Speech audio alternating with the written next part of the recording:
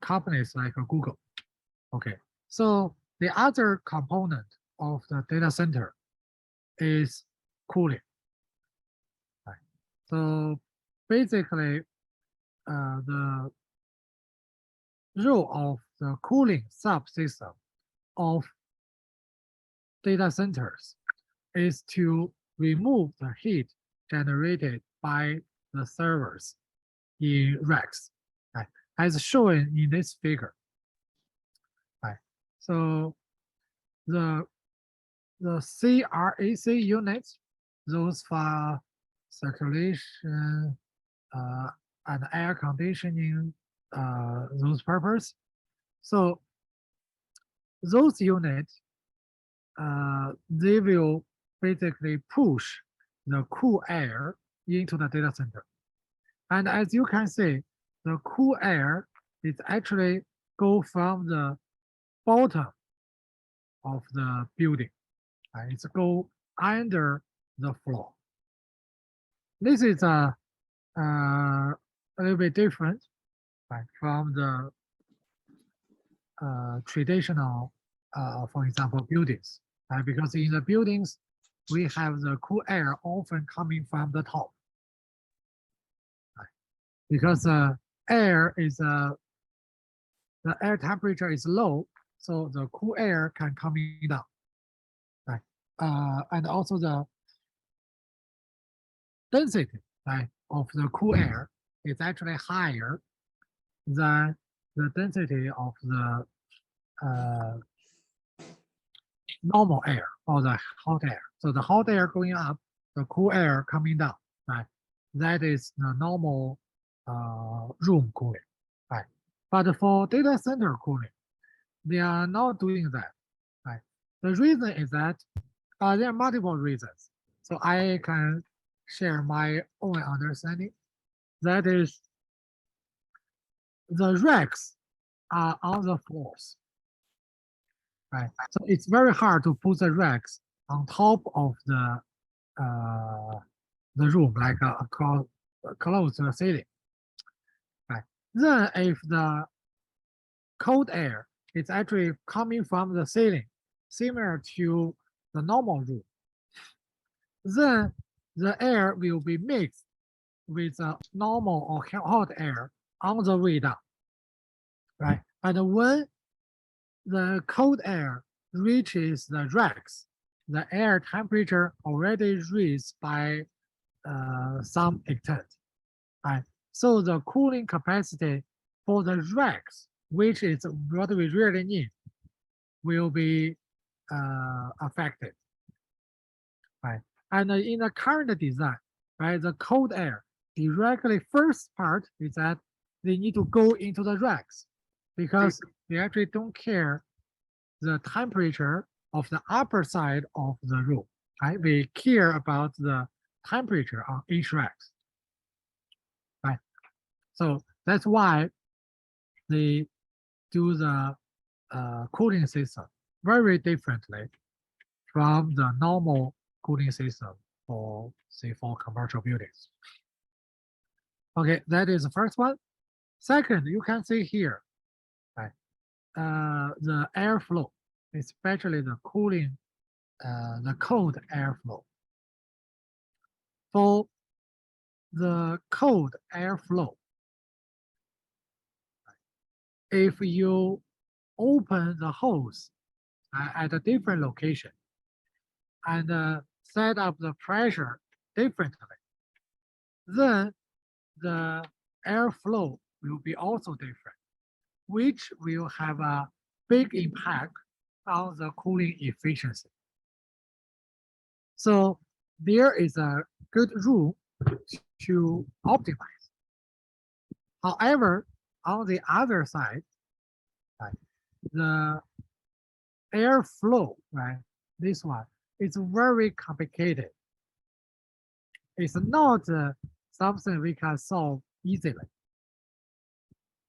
Right? As a result, so people can only use some simple heuristics in order to do that.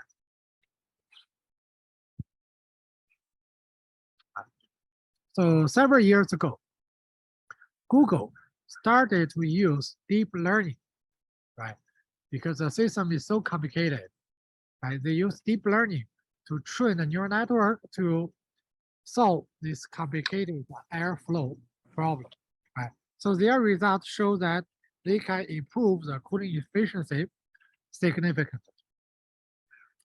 That's the second message I want to see here.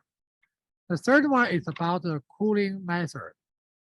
So the normal cooling method is you do the water cooling, right? So they can optimize, right? And they are also the optimizer for using to use outside air cooling.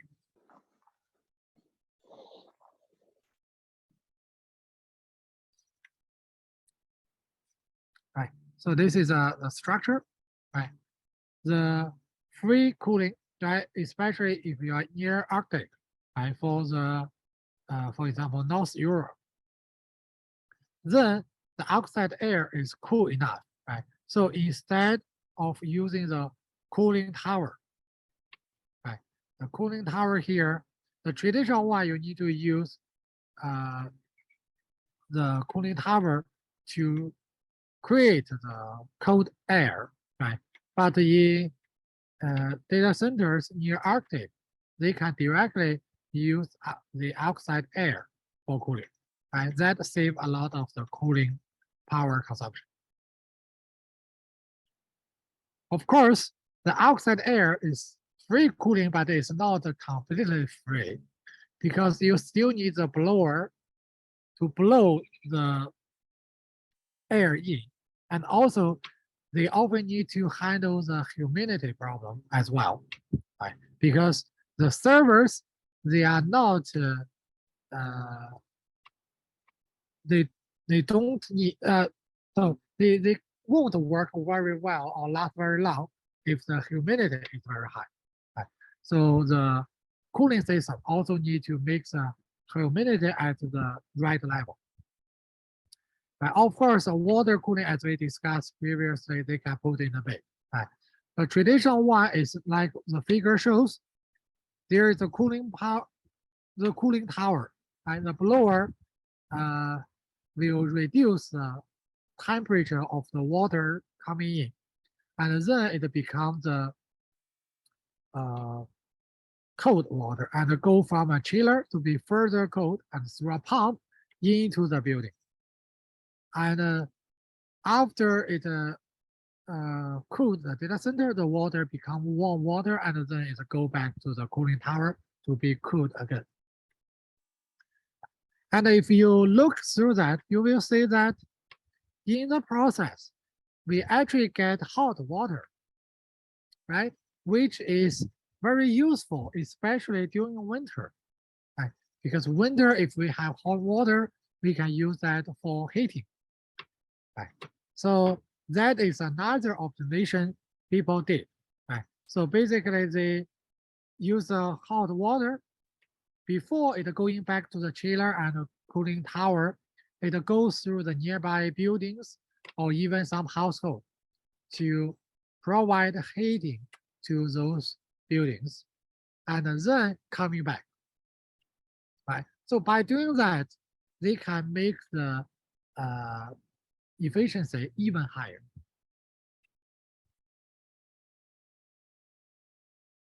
Okay.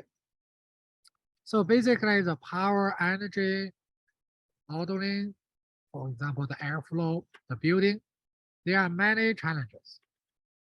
Right. So, but in this course, right, even though we introduce some of them, but we will primarily focus on the software infrastructure. Right.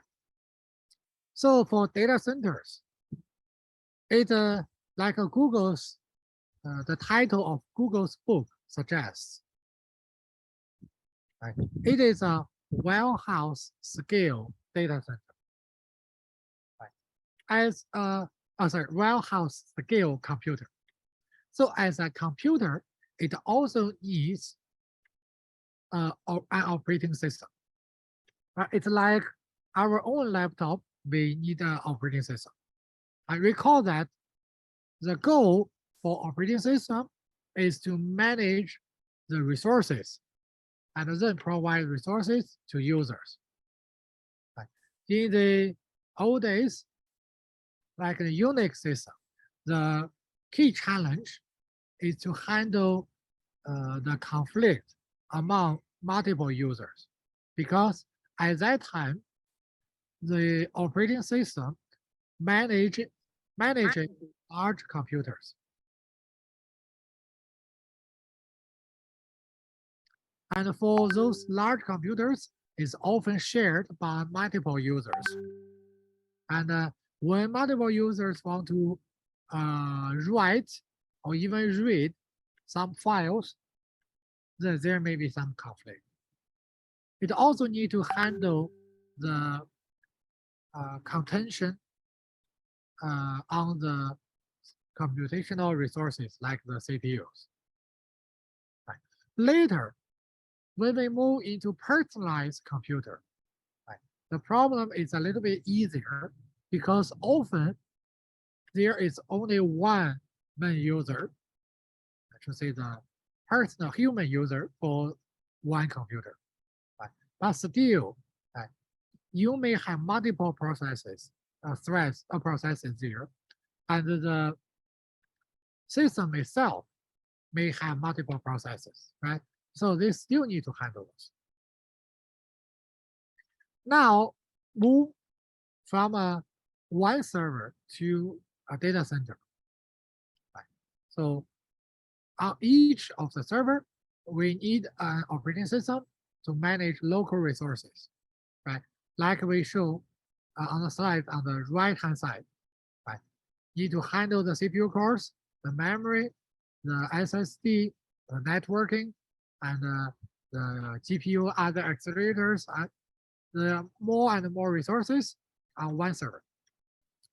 Those are all managed by the local operating system, like a Linux system. By the way, the system also will have those drivers, right? Allow you to use those devices, right? You have locally. Okay, for the data center, right? Again, it has a lot of CPU cores, memory, disk, storage, interconnections, networking, other accelerators, right? From this perspective, it's the same, right? So the data center also need to manage all the resources across the servers. Right? So the differences here is that first, for data centers, there is a high level of parallelism. Right?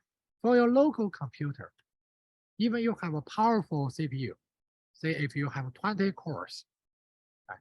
So you have 20 processes running on that one, right? That's the best you can do. But for data centers, if we just for a small one have 1,000 servers, right? Each server has 20 cores, that is 20,000 CPU cores, right?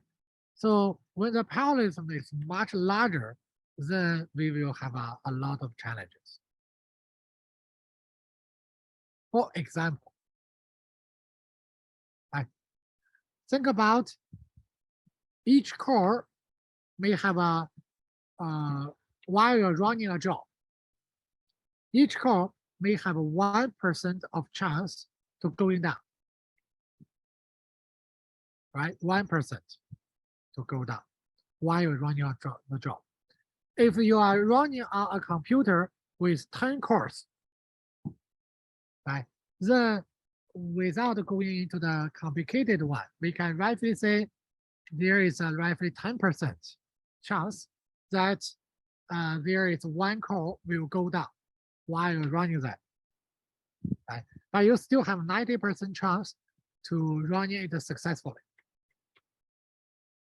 However, if you have 10,000 cores and each core independently have 1% chance to go down while you're running off the job, then you can imagine